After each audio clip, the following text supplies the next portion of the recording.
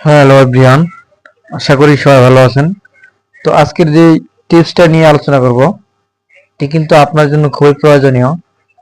টিপটি হচ্ছে, আপনি একটা ফেসবুক বা ইউটিউবে একটা ভিডিও আপলোড করার পরে সাথে সাথে কিভাবে কপিরাইট চেক করে ভিডিওটা আপলোড করবেন।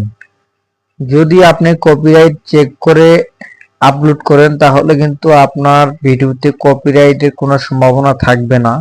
সেই ক্ষেত্রে আপনি ইচ্ছে করলে আগেই কপিরাইট চেক করে তারপরে ভিডিওটা কিন্তু ফেসবুকে আপলোড করতে পারেন। সো আমি কথা না বাড়িয়ে চলে যাচ্ছি সরাসরি মূল কাজে।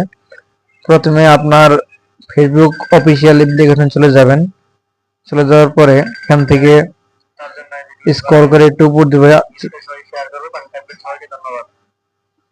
এখানে উপরে দেখেন প্লাস আইকন চিহ্ন দেখাচ্ছে। প্লাস আইকনে ক্লিক করার পরে এখান থেকে পোস্ট অপশন সিলেক্ট করার পরে এখানে ভিডিও অপশন সিলেক্ট করে আপনার কিন্তু গ্যালারিতে চলে যেতে হবে। গ্যালারিতে যাওয়ার পরে সেখান থেকে আমাকে একটা ভিডিও সিলেক্ট করলাম। ভিডিওটা সিলেক্ট করার পর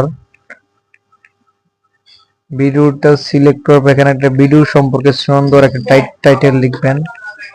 টাইটেলটা লেখার পরে এখান থেকে আপনি আপনার লোকেশন সিলেক্ট করতে পারেন। এখান থেকে একটা লোকেশন সিলেক্ট করার পরে নেক্সট অপশনে ক্লিক করবেন। নেক্সট অপশনে ক্লিক করার পরে এখান থেকে ভালো করে লক্ষ্য করেন,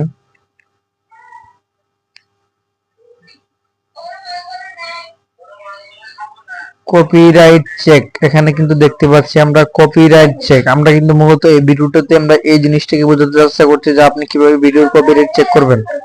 তো এখানে গেলে কিন্তু কপিরাইট চেক অপশনে ক্লিক করার পরে এখান থেকে যে অপশন দুটো দেখতে পাচ্ছেন, আমরা এখান থেকে যে দুটো অপশন আপনারা দেখতে পাচ্ছেন সেই দুটো অপশন কিন্তু আপনাদের এই টিক মার্কটা দিয়ে দিতে হবে। প্লাস আপনার এই অপশনে ক্লিক করে এখানে কিন্তু ডান লিখে শেয়ার করলে কিন্তু আপনার ভিডিওতে কপিরাইট আছে কিনা সেটা কিন্তু আপনি নিজেই বুঝতে পারবেন। তাহলে কিন্তু এই ভিডিওটা আপনি ফেসবুকে পোস্ট করবেন না, বা কপিরাইট চেক করার পরে কিন্তু ফেসবুকে ভিডিওটা পোস্ট করা হলো। এরকম ভিডিও পেতে আমার চ্যানেলটা সাবস্ক্রাইব করুন। ধন্যবাদ সবাইকে, আশা করি পাশে থাকবেন। চ্যানেলটা সাবস্ক্রাইব